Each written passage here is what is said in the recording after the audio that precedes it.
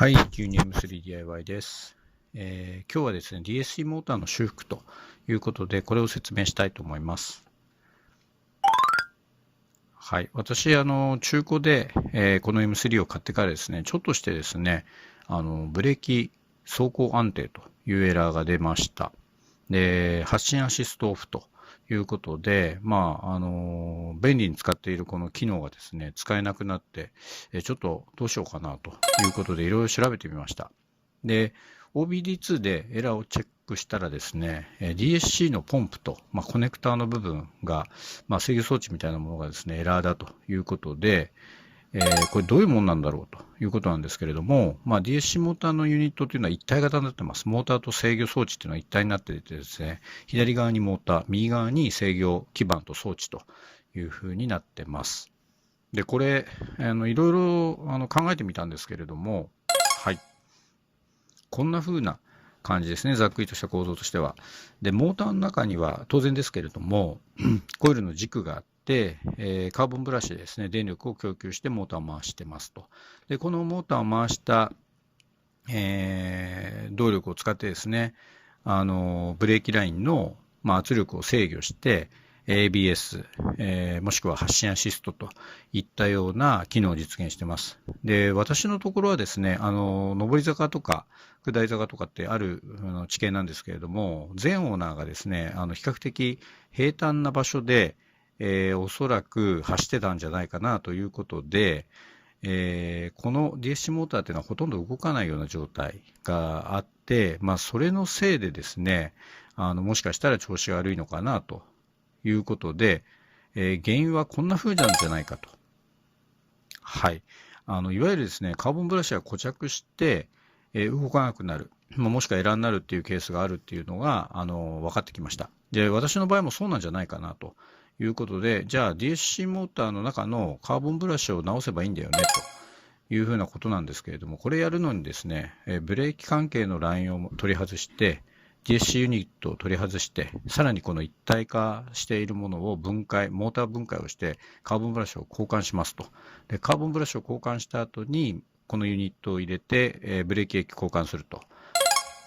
はい。結構手間なので、じゃあ、もう DSC ユニット最悪交換だろうということも考えて、穴を開けてですね、クレ226で、接点を復活できないのかなということで、これトライしてます。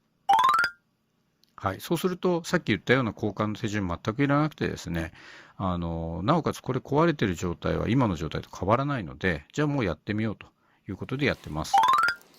はい。意外とこれ手順簡単で、運転席側のエアフィルターを外します。はい。3本ですね、ネジ。で、その後、ブレーキ用のリザーブタンクのカバーを外して、全体を覆っているカバー、これを外すと、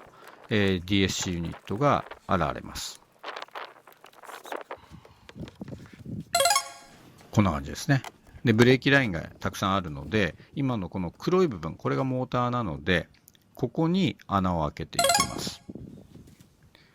はい。ドリルでいきなり穴を開けるというより、私の場合はリューターを使って、少しずつ削りながら、貫通というよりは本当に穴を削り出すという感じで、確保してます。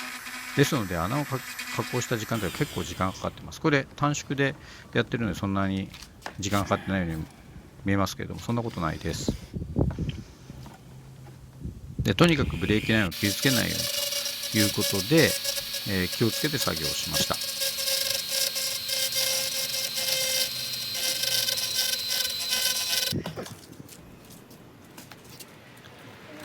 で、出来上がったのはこんな感じです。付け根からですね、一応15ミリ